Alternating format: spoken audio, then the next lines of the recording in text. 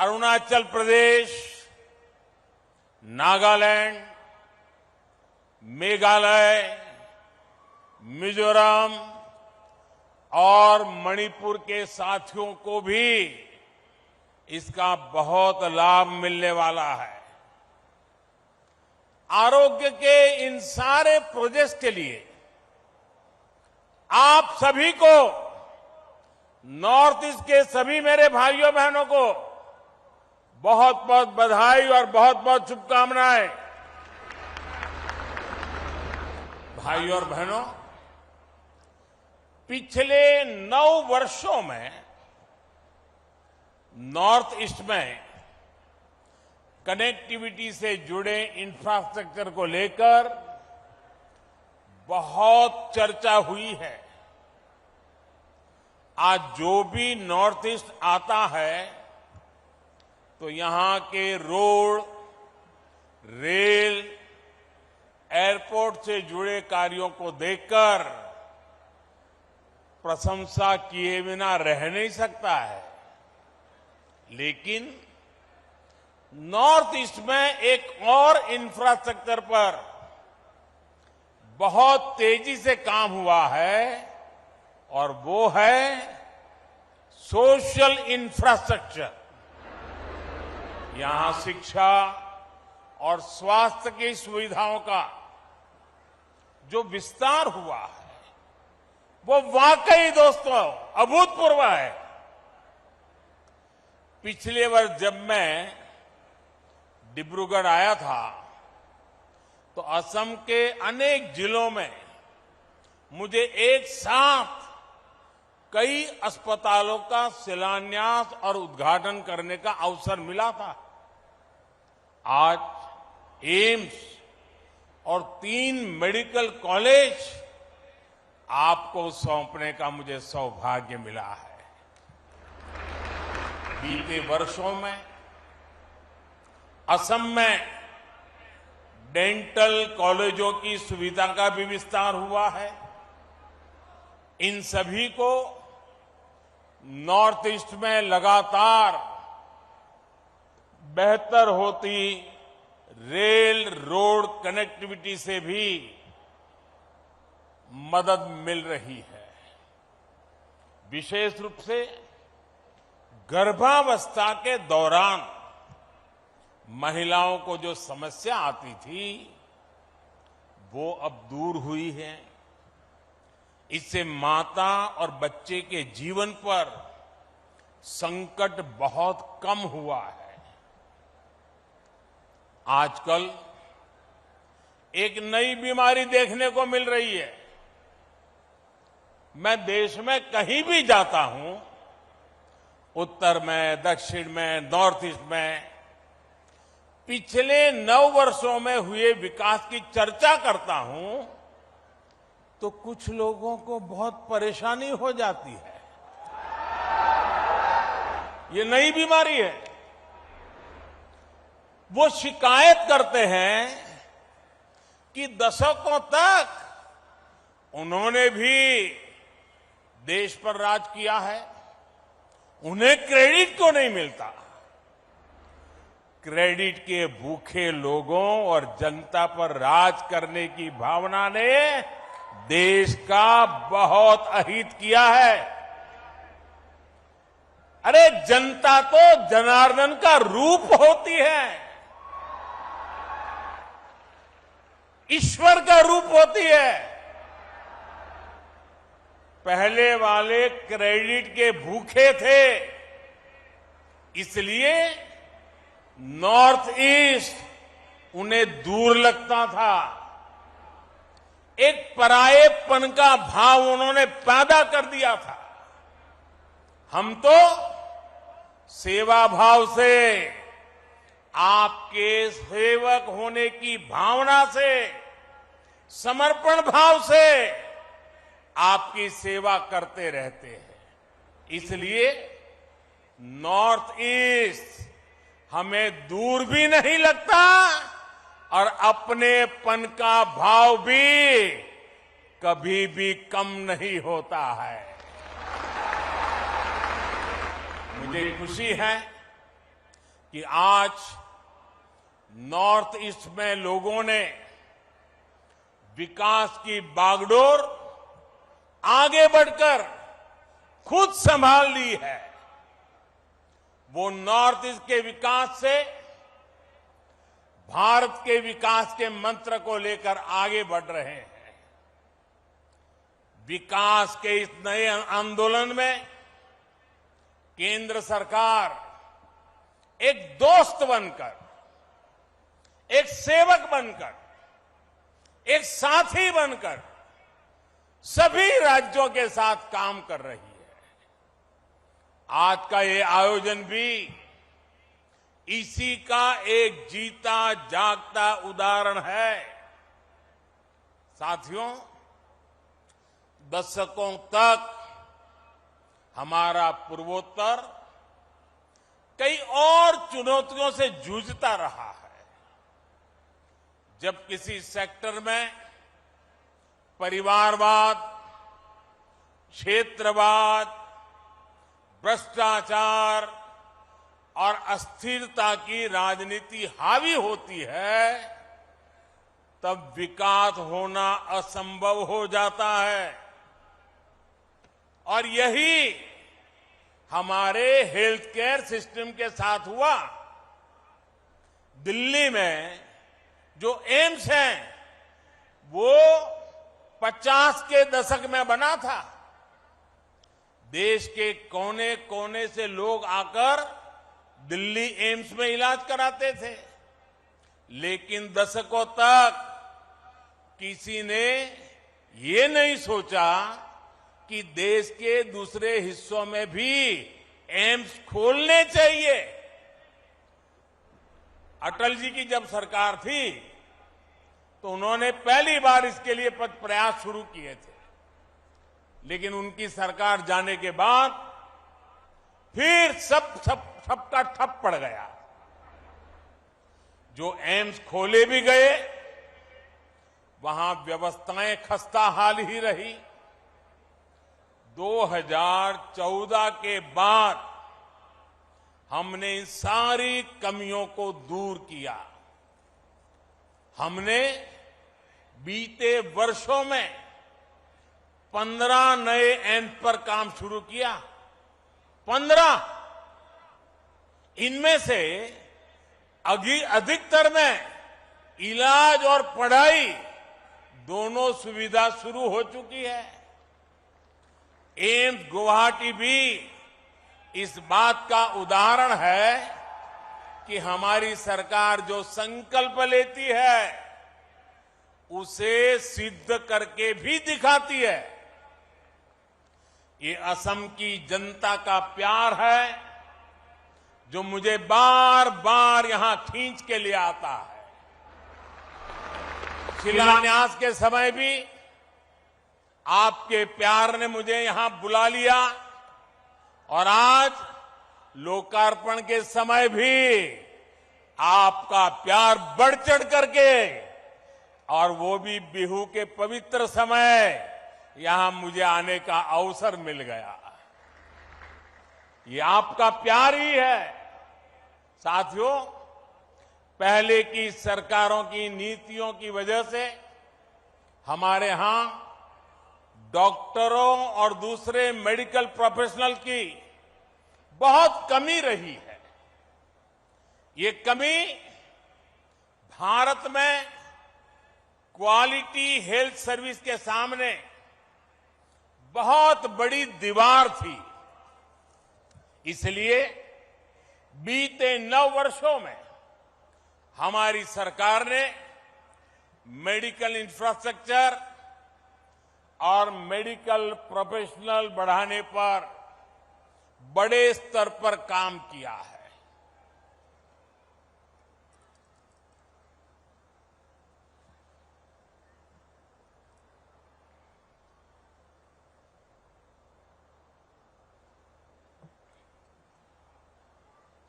दो 2014 से पहले 10 सालों में करीब 150 मेडिकल कॉलेज बने थे। पिछले 9 वर्षों में हमारी सरकार में करीब 300 नए मेडिकल कॉलेज बने।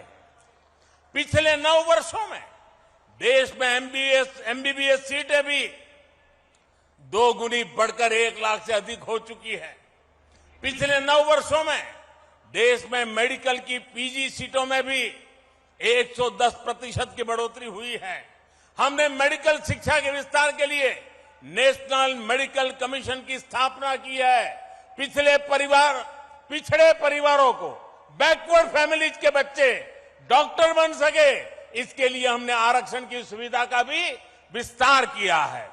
दूर दराज वाले क्षेत्रों के बच्चे भी डॉक्टर बन सके, इसलिए हमने पहली बार भारतीय भाषाओं में मेडिकल की पढ़ाई का विकल्प दिया है। इस वर्ष के बजट में 150 से अधिक नर्सिंग कॉलेज खोलने का ऐलान भी किया गया है। अगर मैं नॉर्थ ईस्ट की बात करूं, यहां भी बीते 9 वर्षों में मेडिकल कॉलेज की संख्या 2 गुने से अधिक हो चुकी है। अभी अनेक मेडिकल कॉलेजों पर काम चल रहा है। कई नए मेडिकल कॉलेज यहां बनने जा रहे हैं। बीते 9 वर्षों में नॉर्थ ईस्ट में मेडिकल की सीटों की संख्या भी बढ़कर के पहले के मुकाबले 2 गुनी हो चुकी है। भाइयों और बहनों, आज भारत में हेल्थ सेक्टर में इतना काम इसलिए हो रहा है क्योंकि आप सभी देशवासियों ने 2014 में एक स्थिर और मजबूत सरकार बनाई। भाजपा की सरकारों में नीति, नियत और निष्ठा किसी स्वार्थ से नहीं, बल्कि राष्ट्र प्रथम, देशवासी प्रथम, इसी भावना से हमारी नीतियां तय होती है। इसलिए हमने वोट बैंक के बजाय देश की जनता की मुश्किलों को कम करने पर फोकस किया। हमने लक्ष्य बनाया कि हमारी बहनों को इलाज के लिए दूर न जाना पड़े। हमने तय किया कि किसी गरीब को पैसे के अभाव में अपना इलाज न टालना पड़े। हमने प्रयास किया कि हमारे गरीब परिवारों को भी घर के पास ही बेहतर इलाज मिले। साथियों, मैं जानता हूं कि इलाज के लिए पैसे ना होना गरीब की कितनी बड़ी चिंता होती है। इसलिए हमारी सरकार ने 5 लाख रुपए तक का मुफ्त इलाज देने वाली आयुष्मान योजना शुरू की। मैं जानता हूं कि महंगी दवाइयों से गरीब और मध्यम वर्ग कितना परेशान होता है। इसलिए हमारी सरकार ने 9,000 से ज्यादा जन औषधि केंद्र खोले। इन केंद्रों पर सैकड़ों दवाइयां सस्ते में उपलब्ध कराई। मैं जानता हूं हार्ट के ऑपरेशन में, घुटने के ऑपरेशन में गरीब और मध्यम वर्ग का कितना ज्यादा खर्च हो रहा था। इसलिए हमारी सरकार ने स्टेंट की कीमतों को नियंत्रित किया, नी इम्प्लांट की कीमतों को नियंत्रित किया। मैं जानता हूं कि जब गरीब को डायलिसिस की जरूरत होती है तो वो कितना परेशान होता है। इसलिए हमारी सरकार ने हर जिले में मुफ्त डायलिसिस वाली योजना शुरू की। लाखों लोगों को इसका फायदा पहुंचाया। मैं जानता हूं गंभीर बीमारी का समय से पता लगना कितना जरूरी होता है। इसलिए हमारी सरकार ने देश भर में 1.5 लाख से ज्यादा हेल्थ और वेलनेस सेंटर खोले हैं। वहां जरूरी टेस्ट की सुविधा दी है। मैं जानता हूं कि टीबी की बीमारी कितने दशकों से गरीबों के लिए बहुत बड़ी चुनौती बनी हुई है। इसलिए हमारी सरकार ने प्रधानमंत्री टीबी मुक्त भारत योजना अभियान शुरू किया। हमने बाकी दुनिया से 5 वर्ष पहले ही भारत को टीबी से मुक्त करने का लक्ष्य रखा है। मैं जानता हूं कि बीमारी किस तरह गरीब और मध्यम वर्ग के परिवार को बर्बाद कर देती है। इसलिए हमारी सरकार ने प्रिवेंटिव हेल्थ केयर पर फोकस किया। बीमार हो ही नहीं, बीमारी आए ही नहीं, इस पर फोकस किया। योग, आयुर्वेद, फिट इंडिया अभियान चलाकर हमने लोगों की निरंतर सेहत के प्रति जागरूक किया है।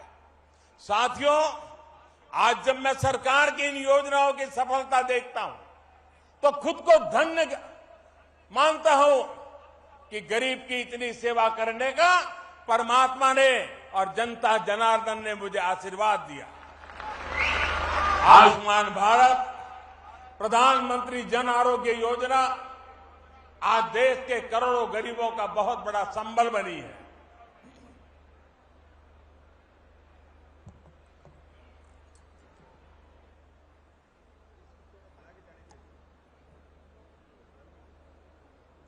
बीते वर्षों में आयुष्मान भारत योजना ने गरीबों के 80,000 करोड़ रुपए खर्च होने से बचाए हैं। जन औषधि केंद्रों की वजह से गरीब और मध्यम वर्ग के 20,000 करोड़ रुपए खर्च होने से बचे हैं। स्टेंट और नी इम्प्लांट की कीमत कम होने से गरीब और मध्यम वर्ग के हर साल 13,000 करोड़ रुपए बच रहे हैं। मुफ्त डायलिसिस की सुविधा से भी किडनी के गरीब मरीजों के 500 करोड़ रुपए से ज्यादा खर्च होने से बचे हैं। आज यहां असम के करीब 1 करोड़ से भी ज्यादा नागरिकों को आयुष्मान भारत कार्ड देने का अभियान भी शुरू हुआ है। इस अभियान से असम के लोगों को बहुत बड़ी मदद मिलने वाली है, उनके पैसे बचने वाले हैं। साथियों, मैं अक्सर देश के कोने कोने में हमारी सरकार की योजनाओं के लाभार्थियों से मुलाकात करता रहता हूं। इसमें बहुत बड़ी संख्या में हमारी माताएं, बहनें, हमारे देश की बेटियां, हमारी महिलाएं शामिल होती हैं। वो मुझे बताती है कि पहले इसकी सरकारों में और अब भाजपा सरकार के समय में स्वास्थ्य सुविधाओं में कितना बड़ा फर्क आया है।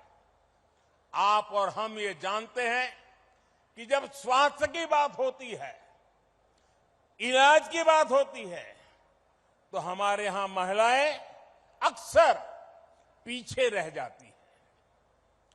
हमारी माताओं बहनों को खुद को लगता है कि क्यों अपने इलाज पर घर का पैसा खर्च करवाएं, क्यों अपनी वजह से दूसरों को इतनी तकलीफ दें। संसाधनों की कमी की वजह से, आर्थिक तंगी की वजह से जिन हालातों में देश की करोड़ों महिलाएं रह रही थी, उसमें उनका स्वास्थ्य ही सबसे ज्यादा प्रभावित था। भाजपा के नेतृत्व वाली हमारी सरकार ने जो योजनाएं शुरू की, उसका बहुत बड़ा लाभ हमारी माताओं, बहनों को, महिलाओं की सेहत को हुआ है। स्वच्छ भारत अभियान के तहत बने करोड़ों शौचालय ने महिलाओं को बहुत सारी बीमारियों से बचाया है। उज्ज्वला योजना के तहत मिले गैस, उस गैस कनेक्शन से महिलाओं को जानलेवा धुएं से मुक्ति दिलाई है। जल जीवन मिशन के तहत हर घर जल आने से करोड़ों महिलाओं का पानी से होने वाली बीमारियों से बचाव हुआ है। मिशन इंद्रधनुष ने करोड़ों महिलाओं का मुफ्त टीकाकरण करके उन्हें गंभीर बीमारी से बचाया है। आयुष्मान भारत योजना ने महिलाओं को अस्पताल में 5 लाख रुपए तक के मुफ्त इलाज का भरोसा दिया है। प्रधानमंत्री मातृ वंदना योजना ने महिलाओं को गर्भावस्था के दौरान आर्थिक मदद दी है। राष्ट्रीय पोषण अभियान ने महिलाओं को पौष्टिक भोजन मुहैया कराने में मदद की है। जब सरकार संवेदनशील होती है, जब गरीब के प्रति सेवा की भावना होती है, तो ऐसे ही काम किया जाता है। साथियों, हमारी सरकार भारत के हेल्थ सेक्टर का 21वीं सदी की आवश्यकता के मुताबिक आधुनिकीकरण भी कर रही है। आज Ayushman Bharat digital health mission से देशवासियों को डिजिटल हेल्थ आईडी दी जा रही है। देश भर के अस्पतालों, हेल्थ प्रोफेशनल्स को एक प्लेटफॉर्म पर लाया जा रहा है। इससे एक क्लिक पर ही देश के नागरिक का पूरा हेल्थ रिकॉर्ड उपलब्ध हो जाएगा। इससे अस्पतालों में इलाज की सुविधा बढ़ेगी, सही डॉक्टर तक पहुंचना सरल होगा। मुझे खुशी है कि इस योजना के तहत अभी तक लगभग 38 करोड़ डिजिटल आईडी बनाई जा चुकी है। इसमें 2 लाख से अधिक हेल्थ फैसिलिटी और 1.5 लाख से अधिक हेल्थ प्रोफेशनल वेरीफाई हो चुके हैं। आज ई संजीवनी भी घर बैठे बैठे उपचार का पसंदीदा माध्यम बनती जा रही है। हम सुविधा का लाभ देश भर के 10 करोड़ साथी ले चुके हैं। इससे समय और पैसा दोनों की बचत सुनिश्चित हो रही है। भाइयों और बहनों, भारत के हेल्थ केयर सिस्टम में परिवर्तन का सबसे बड़ा आधार है सबका प्रयास। कोरोना के इस संकट काल में भी हमने सबका प्रयास की ताकत देखी है। दुनिया के सबसे बड़े, सबसे तेज, सबसे प्रभावी कोविड टीकाकरण अभियान की प्रशंसा आज दुनिया कर रही है। हमने मेड इन इंडिया वैक्सीन बनाई, उन्हें बहुत कम समय के भीतर दूर दूर तक पहुंचाया। इसमें आशा वर्कर, आंगनवाड़ी कार्यकर्ता, प्राइमरी हेल्थ केयर वर्कर से लेकर फार्मास्यूटिकल सेक्टर तक के सारे साथी ने शानदार काम किया है। इतना बड़ा महायज्ञ तभी सफल होता है जब सबका प्रयास हो और सबका विश्वास हो। सबका प्रयास की भावना के साथ हमें आगे बढ़ना है। आइए सबका प्रयास से स्वस्थ भारत, समृद्ध भारत के मिशन को हम पूरी निष्ठा से आगे बढ़ाएं। एक बार फिर एम्स और मेडिकल कॉलेज के लिए असम के लोगों को मैं फिर एक बार बहुत बहुत बधाई देता हूं। और आपने जो प्यार दिखाया, इतनी बड़ी तादाद में आशीर्वाद देने आए, आपको प्रणाम करते हुए, आपका धन्यवाद करते हुए मेरी वाणी को विराम देता हूं।